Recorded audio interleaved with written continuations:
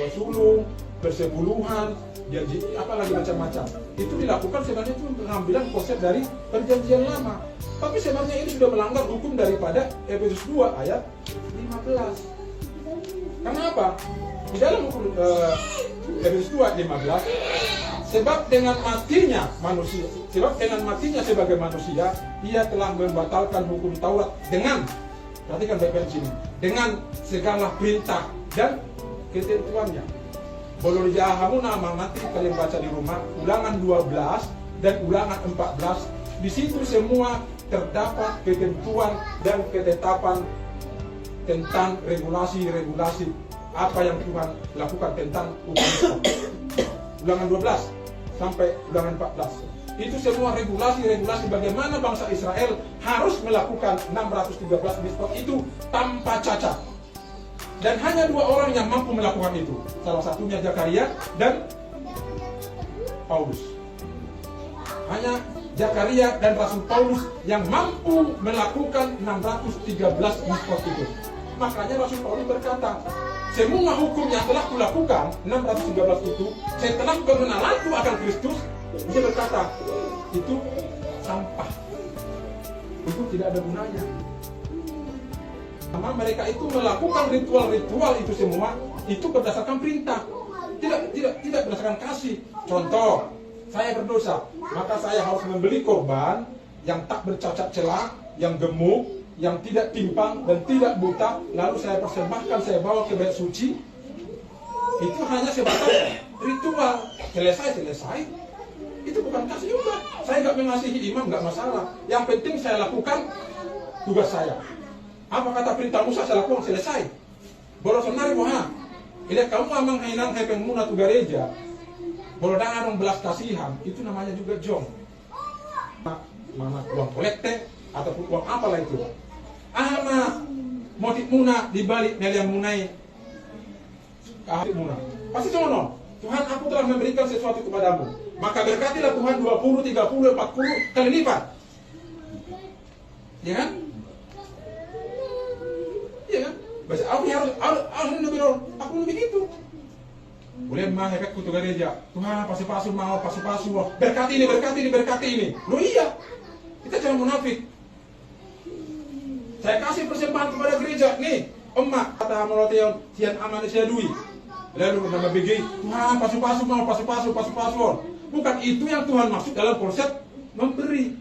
Konsep memberi dalam ajaran Kristus, makanya berkata dalam Matius 19 ayat 3, yang kukehendaki bukan persembahan, melainkan belas kasihan.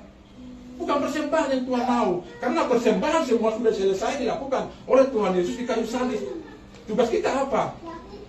Dia sudah masuk umur 22 tahun. Dia ikut di sebuah KKR. Dan yang melakukan KKR ini namanya Pastor Mr. Duplessis, atau disebut dengan Mr. Pantekosta. Beliau ini kalau melakukan KKR, banyak jiwa-jiwa ketika dia menjamu pada tumbang semua. Hebat. Dia pakai Tuhan yang luar biasa. Lalu Benny Hinn yang masih mudanya, dia penasaran bagaimana Tuhan memakai Pastor Duplessis ini dengan luar biasa. Lalu ketika Mr. Duplessis masuk ke kamar hotel, di kamarnya, lalu Benny Hinn datang. Pastor, dia berani. Pastor, apakah rahasiamu? Kasih tahu dong ilmunya, kenapa Tuhan memakai engkau dengan begitu luar biasa. Apa jawaban Mr. Duplessis? Lalu dia datang mampir begini, ditunjuk dadanya si Benny Hinn dan berkata begini, don't you try. Bagaimana Tuhan caraku dengan menyenangkan Tuhan? Wahai Mr. Duplessis, Mr. Pantekosta, engkau dipakai Tuhan dengan luar biasa. Bagaimana caraku menyenangkan Tuhan? Dijawab oleh Mr. Duplessis, don't you try. Jangan kamu coba-coba. Kamu nah arta hebat persembahanmu nah Tuhan sudah senang? Belum tentu. Sedikit. Orang Farisi berkata, oh aku sudah memberi banyak Tuhan, berkati aku. Apa kata Tuhan Yesus? Yang berkenan dari mereka ini adalah si peser itu. Orang kaya, yaitu pemungut cukai, dan orang miskin. Orang cukai memberi, pus, dikasih ke persembahan itu, banyak-banyak persembahannya, bung. Lalu datang orang miskin, dan dia menjadi miskin, dengan cara tetapi dia dengan hati yang rendah, diberikan dengan sedikit uang itu, Tuhan melihat. Artinya di sana Inang, bukan berarti ketika kita membuat suatu hal-hal yang baik belum tentu berkenan di mata Tuhan. Lalu Mr. Benjamin berkata begini, apa sih jawaban Mr. Duplessis ini? Kok aku nanya bagaimana cara menangkap Tuhan? Don't you try, jangan kamu coba. Setelah Benjamin berlama-lama dia membaca, merenungkan, lalu dia berpikir, tidak ada manusia yang mampu menyenangkan Tuhan kalau bukan Tuhan yang berkenan. Kalau bukan Tuhan yang memberikan perkenanan. Tuhan. Kita hanya nempel di hadapan Tuhan. Yesus adalah pokok dan kita adalah carangnya. Gue tahu dulu carang memang. Saya pernah menanam pohon anggur, beli dari toko online. Ini merambat diam-diam, merambat. Buahnya sih nggak banyak. Tapi kalau saya potong yang carangnya, lalu saya tanam kembali di pot yang lain, saya kasih pupuk terbaik, saya rawat pun sedemikian rupa, dia akan tetap mati. Tugas carang hanya nempel pada pokok. Soalnya mahita amam. Tugas kita hanya apa? Nempel di hadapan Tuhan. Nempel itu bagaimana? Merenungkan firman Tuhan siang dan malam. Berikan waktumu yang terbaik untuk Tuhan. Saya tahu kita semua sibuk. Saya tahu kita semua perlu namanya uang, perlu namanya pekerjaan. Tapi luangkan waktumu merenungkan firman Tuhan siang dan malam. Nah itu saja Tuhan minta. Makanya Tuhan berkata, everything already is done. Semua telah selesai dikerjakan Tuhan di kayu salib. Tidak perlu lagi kita harus membawa persembahan ini, itu, penting, tidak jadi masalah. Saya mengatakan kepada beberapa teman-teman di gereja, saya katakan, bantu gereja sekuat dan semampumu. Bantu gereja untuk pekerjaan Tuhan, untuk perlihasan Tuhan. Tapi jangan kau pakai sistem hukum Taurat. Kenapa? Contohnya begini ya Bang Ina. Katakan, Pak Lukas, mulai hari ini kamu harus baca Alkitab 5 pasal per hari. Datang Pak Lukas, oke, siap aman. Siap. Lalu hari pertama dibaca 5 pasal. Oke, hari kedua 5 pasal. Oke, hari ketiga 5 pasal. Finish. Hari keempat 4 pasal. Hari ketiga 2 pasal. Lalu timbullah sugesti, aduh amat dosa di AUB. Laki milu penalahan ke 5 pasal. Sampai senar gabe dulu caranya au. Timbullah sugesti, timbullah perasaan berdosa. Itu namanya hukum Taurat, itu sifatnya menuntut. Sedangkan hukum kasih sifatnya menuntun. Makanya kalau kita dikerjakan ini, kamu kerjakan, baca, itu namanya memberikan huk kepada seseorang. Bagaimana yang benar?